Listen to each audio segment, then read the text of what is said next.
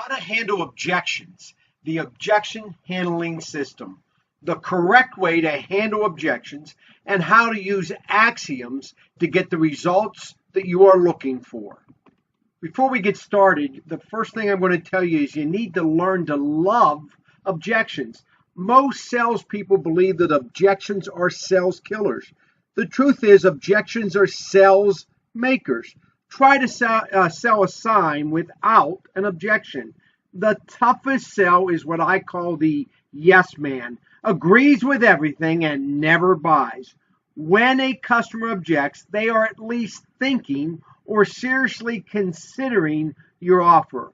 They may need new information to make a new decision, but objections open the door for you to sell a sign. Now, before we get started again, I want to make sure you know the difference between an objection and a condition. An objection is a request for new information. It's going to come out in all different forms, but that's what it really is. You have either not been talking about what's important to them, or you've never gained enough rapport that the customer is simply not listening to you. A condition is a valid reason for not moving on. Partners or someone else involved in the decision is a condition. Going out of business or moving would be a condition. Ordinance issues are the only conditions that we face, those three. Do not proceed unless you want to waste time. In other words, if there's a condition, you might as well leave. You can't solve it. Caution. I would rather you confuse a condition as an objection and waste time than to confuse an objection as a condition and leave the account for someone else to sell. Now, why are they giving you objections? In most cases, the reason for the objection is that you are not talking about what's important to them, or you have not gained rapport. Yes, they're giving you a clue. Whenever they stop and interrupt you and give you an objection that they want to say essentially no at this point, they're giving you a clue. What they're really saying is, based on what you've said so far, my answer is no. I need new information to make a new decision. This does not always come out as a polite request. Instead, it will be a reason for not buying, but it is simply an objection. Now, what are you going to do with these clues when they interrupt you? Well, I'm going to talk today about how to use the objection handling system. But some of the things you can do is return to the questionnaire, if need be, because you haven't really gained rapport, or maybe you haven't found their reasons, their pain. You're not talking what's important to them. You need to use their name more. That's the sweetest sound everybody has. They want to hear you use their name. Take them outside and ask them the questions you asked them before, but ask them looking at their sign. Sometimes you'll get a different response. Remember, they spend 99% of their time inside of the business. You spend 99% of your time outside. You actually have more objective opinion of their outside than they have. Take them outside. Build value using what you've learned. The step 3 is designed to give you the information as to why they let you in. And, of course, proceed. That is not a reason to stop. It is a reason to proceed. Until I've heard an objection 3 times, I'm not going to make it real in most cases by actually addressing it. I'm going to use the objection handling system. Now, let me give you the rules for the handling objections. Listen. Do not interrupt. Let them tell their entire story. As a matter of fact, ask them to expand. They'll dig deeper and give you the real reasons. I repeat back their objection, obviously a shorter version of it, but I repeat it back to let them know that I am listening. I agree with it. What you're saying is, Mr. Customer, you feel like that you don't have the money for this. Well, I certainly appreciate what you're saying and understand it. And then ignore the objection and move on. Why would I do that? I'll explain here further on, but very simply, it is not real. It is simply a defense mechanism because you're not talking what's important to them. Exceptions. Objections in the opener, or ones which have been repeated more than 3 times, need to be addressed differently, but not necessarily handled, and we'll address that in this meeting. How do you handle objections in the opener? Well, you handle them similar. You listen, do not interrupt, you repeat it back, you agree with them and ask them a question. Well, if I could solve that, would you allow me to make an impression on you? If I could solve the money problem, if I can solve the fact that you don't know what you want on it, can you at least allow me to make an impression on you? The if I would you.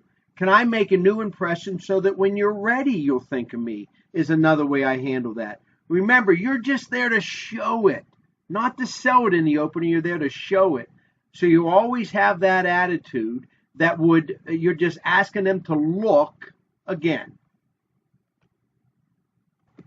Now, how do you handle an objection the first time in the close? The first time I've heard this objection, I listen, I do not interrupt, I repeat it back, I agree with it. Remember, this is just an excuse. The real reason is the value versus the cost. They're not going to give you their big power money for what they perceive to be very little goods. You need to eliminate the objection by building more value by using axiom and value builders, and then if you need to, lower the price. Objections during the presentation. Yes, I know you've already heard this 4 or 5 times. Listen, do not interrupt. Repeat back the objection. That is the system. Agree with it.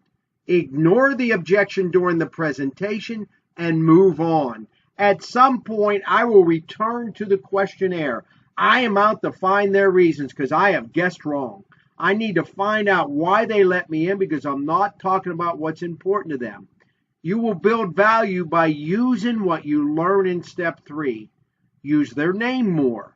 Again, take them outside when you're asking those questions if you didn't get great answers the first time. Again, until you've heard that objection 3 or more times, don't make it real by addressing it. They're simply telling you that you need to build more value. Sometimes I'll hear the objection more than once in the close, and then I may need to deal with it directly. Some of my favorites are for the customer who's not giving you a strong no, but they're saying no, I use feel, felt, found. Mr. Customer, I understand how you feel. You know, a lot of the customers I've shown this to have felt the same way. But let me show you what they found. And I go to my brochure book and I show them great photos and letters. If there's an objections that are very direct, absolutely no, then I turn that around on the customer and simply say, can I be frank with you? That's exactly why you should do it. And I turn it around as a reason to buy. If you're telling me after being here 12 years that you want to have a sign like this out there, but you simply can't afford it, something's not working. And I don't think it's anything inside this business. And I see those cars flowing by, so they're doing what they're supposed to do. The problem is the connecting link. You're not getting those people to pull in. That's exactly why you should do it. That's a strong response for a strong no. If the objections are very specific, I would do it, but I don't want to pay for freight or I don't want to pay for install. I use the if I would you. I never said I would solve it. I'm asking them, if I can solve that, would you do business with me? Again, sometimes if you hear it over and over, it might be real and you need to deal with it directly. Whenever you've got to lower a price after building value and handling an objection in the close, you've got to have a reason for dropping the price. If you just drop it, you're actually dropping credibility and value. It's very, very, very poor salesmanship just to continue to drop the price. So have a reason. Negotiations work best when they know you're getting something also. That's not because they're fair, it just looks more credible. So some of the things that I use for lowering the price are an advertising budget, or I'm interested in leads from them, or sometimes it's recruits if they know somebody that might be interested in working for us. Sometimes it's install and freight that I will drop off the sign in order to make the deal happen. Or I'll let them know that it costs me a lot more to come out 2 and 3 times. I'd like to save the money and pass those savings on to them. But have a reason for lowering that price.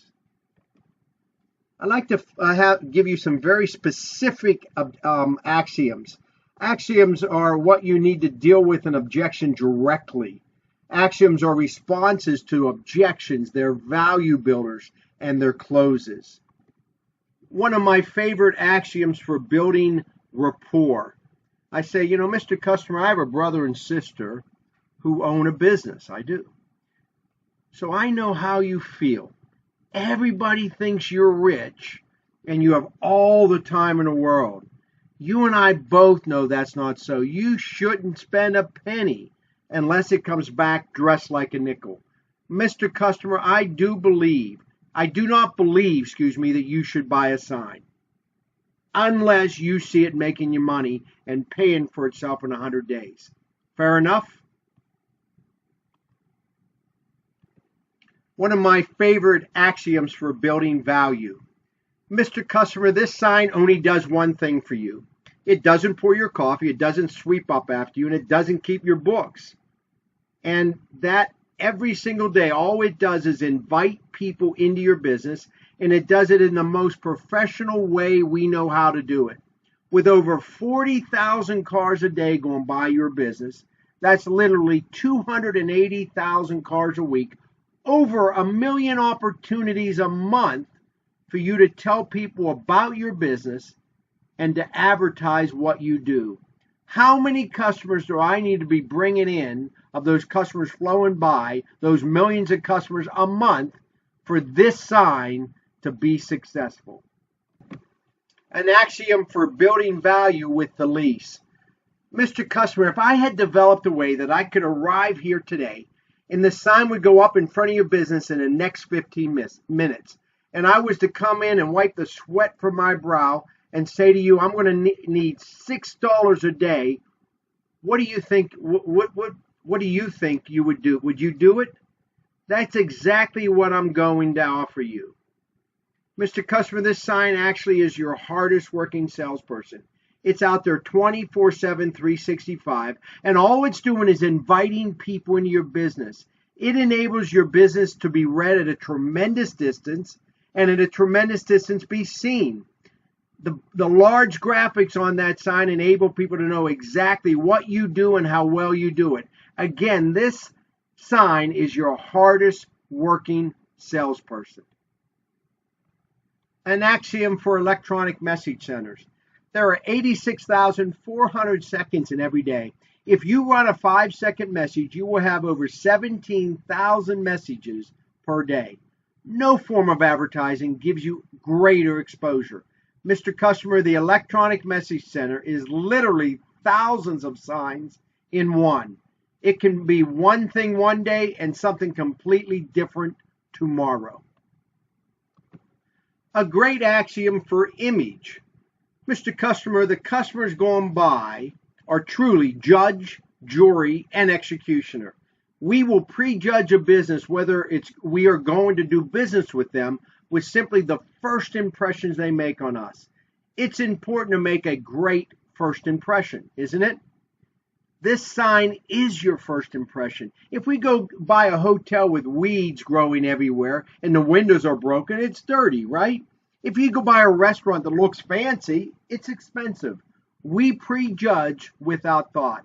Let them convict your business right now of being a business of quality. More axioms for the close. Mr. Customer, I'm not trying to reinvent the wheel here. I'm just doing what success has already proven works. Success leaves clues.